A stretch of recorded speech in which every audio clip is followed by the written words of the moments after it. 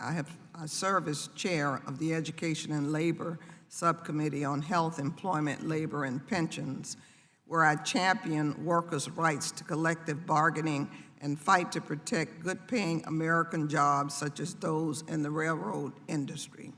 In fact, last month I chaired a hearing on legislation to strengthen workers' rights to organize and bargain for higher wages, better benefits, and safer working conditions. The state of the rail workforce is of tremendous concern to me and my constituents. Our district is home to an Amtrak station, several commuter railroads, including Brightline and Tri-Rail, and freight railroads such as CSX and Florida East Coast Railway. With so many trains transporting passengers and freight throughout our district, we are understandably concerned about every factor affecting safety. Despite growing efforts at the local and state level, Florida continues to rank high among the rail-related collisions and fatalities. As such, I'm glad that we're having today's hearing as we focus on the workforce and highlight important issues such as the shrinking workforce, the increasing adoption of precision scheduled railroading, fatigue, crew size, and the implementation of positive train control, and of course, safety. I have a few questions. Administrator, the testimony and evidence before me suggests that FRA has adopted a culture of deregulation and decreased oversight at the expense of the safety and health of employees and passengers. Can you explain the administration's decision to withdraw the crew staffing rule and the data standards used to justify that decision?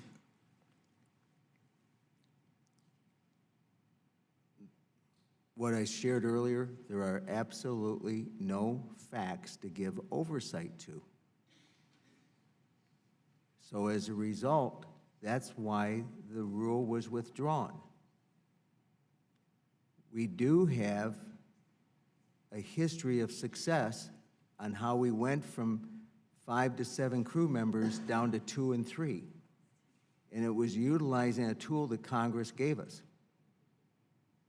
So why not continue using that tool going forward when the time is right? And it has to be negotiated. A railroad just can't, a Class 1 railroad can't just arbitrarily say, because we took that rule down, all right, we're going to start running one-man crews or autonomous trains tomorrow. They have to sit down with labor and negotiate that. Have you done that? I don't. Not in my capacity. I can't negotiate. I work for the United States government. Well, has the appropriate people sat down and negotiated with labor, because you have to justify that decision of the crew staffing. That's untenable as we see it from this perch.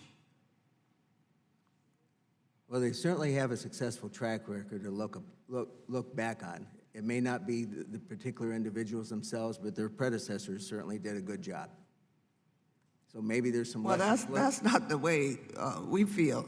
That there should not be any reason to justify the decisions that have been made. You shouldn't have deregulated so much. That is my opinion. The next question is. But let me just clarify so you know. Let me go to the next. I don't want to run out of time. Crew size is not regulated. Can you explain why the administration announced that it did not see a need to regulate the development of artificial intelligence or autonomous operations in the rail industry? Have any pilot studies or other investigative measures been taken to justify this decision? I think it'd be best if we just get back with you in writing on that.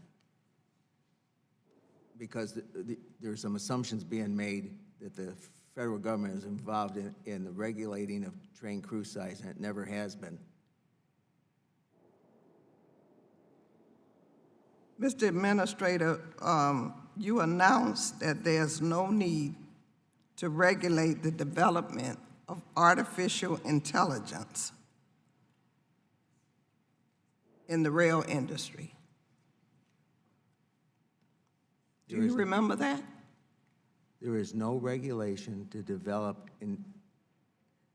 artificial intelligence or autonomous operations at this time.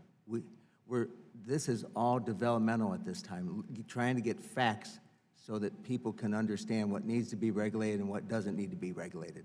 There is a need to regulate artificial intelligence. My time is up, but we do need regulations in place.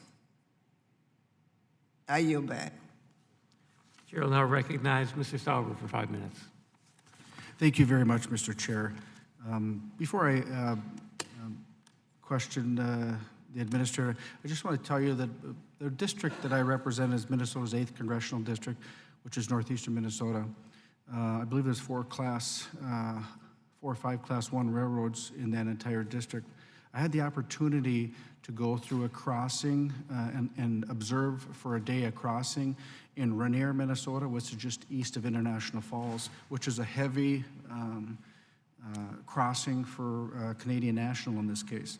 I want to talk to you about the workforce, because what I saw in relation to the railroads and the Customs and Border Patrol, what I saw was a functioning, well-oiled machine to make sure that there wasn't any stolen intellectual property coming across.